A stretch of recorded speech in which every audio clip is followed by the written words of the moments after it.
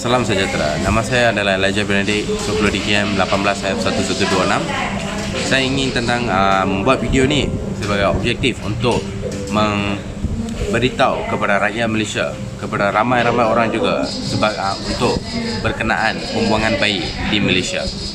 So kami ingin memfokuskan tentang tajuk ini di negara Malaysia sahaja. So kumpulan kami telah menyediakan video ini sebagai satu video untuk berminta soalan untuk antara satu sama lain dan memberi pendapat antara bahawa apakah yang kesan punca langkah untuk menangani masalah pembuangan bayi di Malaysia. Pembuangan dan pembunuhan bayi adalah antara jenayah yang paling kejam dan tidak berkemanusiaan. Sejak lebih 10 tahun lalu, media mula memamparkan insiden pembuangan bayi yang dilakukan oleh pihak yang tidak bertanggungjawab, khususnya si hamil dan penyebab kehamilan itu. Bayi yang lahir dan tidak diingini dibuang untuk ditemui adalah keadaan tidak bernyawa di tempat kotor seperti di dalam tong sampah, di kerumuni semut, di atas rumput, hanyut di dalam sungai, digonggong di binatang buas, dibuang dalam tandas, ditanam dan sebagainya. Senario tragedi ini menunjukkan betapa dahsyatnya berlakuan ini. Hasil daripada kelahiran tidak sah taraf, iaitu lahir di luar nikah ataupun bagi menyembunyikan bukti perbuatan zina yang telah dilakukan.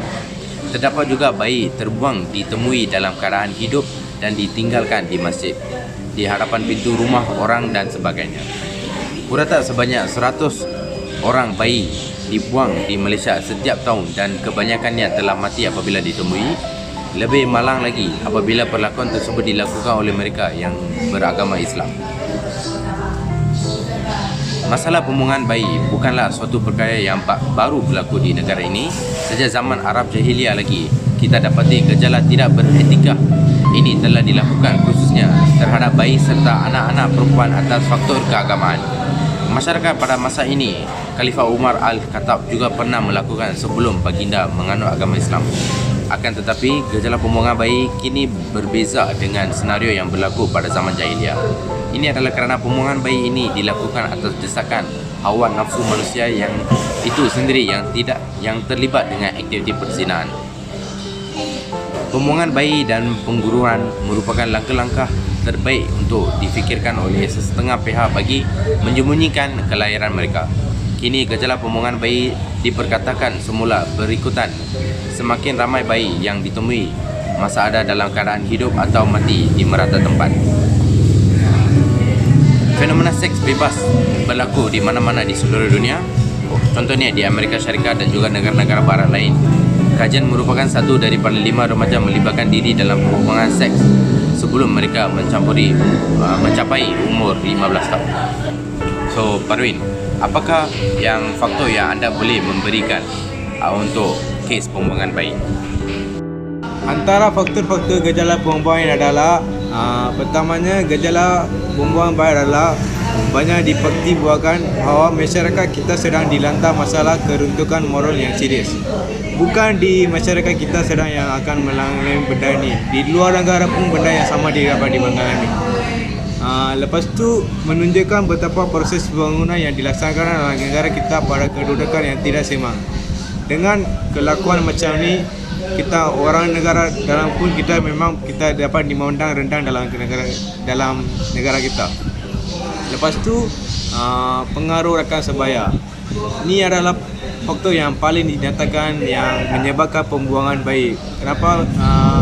Mereka ni ikut saja rakan sebaya punya percakapan dan buat benda-benda yang tak elok, macam membuat hubungan seks dan mereka buat benda macam ni. Faktor yang last kali ialah kurang pendidikan agama juga menjadi punca yang paling dinyatakan untuk kes-kes macam ni. Contohnya di Amerika Syarikat misalnya, lebih kurang 40% daripada remaja hamil luar nikah.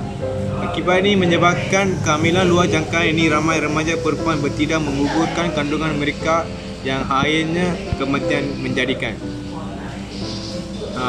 Kesihatan Dunia WHO dapat dapati 4.4 juta remaja dunia pernah menggugurkan kandungan di dalam Malaysia. ini juga akan merosotkan nama baik negara Malaysia.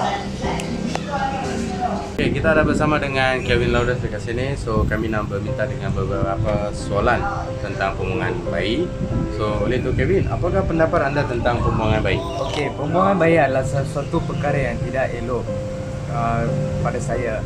So, manusia yang sering melakukan aktiviti buruk ini harus menghentikan perkara ini semua supaya kita boleh menjagakan nama baik kita lah.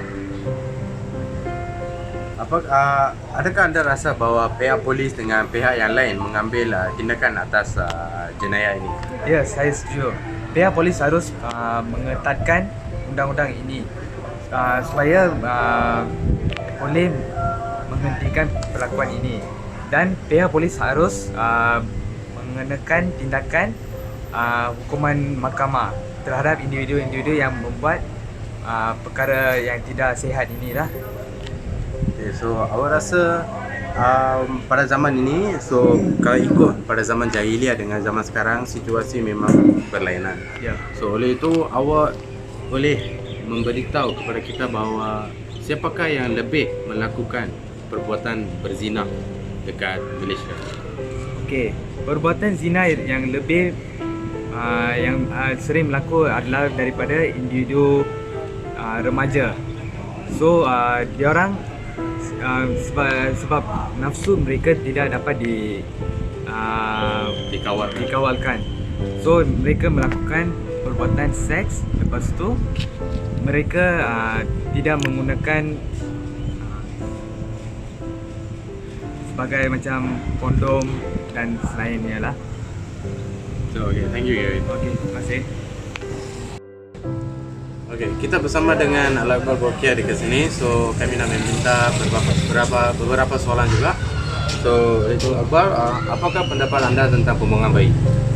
Pembuangan bayi adalah satu perbuatan yang agak keji dan tidak bermoral yang sering dilakukan oleh wanita-wanita pada zaman kini.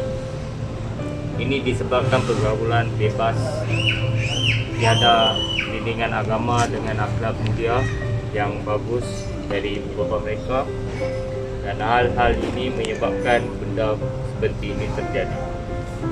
So awak rasa wanita-wanita je ke yang sedang sering berlaku perkara ini? Bukan disebabkan wanita saja, tapi kalau kita orang kata kita berdebat tentang topik ini, kita tengok 50%. Kalau wanita itu tidak bagi tempat, lelaki itu tidak akan mengandungkan mereka. Begitu juga kalau wanita itu bagi tempat juga, lelaki itu mengambil kesempatan untuk memuaskan diri masing-masing. Jadi benda ni membuatkan benda-benda macam ni berlaku. So apakah yang anda sering nak beritahu kepada, nak nasihatkan masyarakat untuk tidak berlaku secara perkara ini? Saya punya poin satu saja. Tak kira lah agama apa, bangsa apa, ikutlah agama anda masing-masing. Tak kira agama Buddhis ke, Hindu ke, Islam ke, ikutlah agama, ajaran agama dengan sepenuhnya. Benda ni satu benda saja, kalau kita ikut takkan terjadi benda-benda yang tidak elok. Okay, thank you. Terima kasih.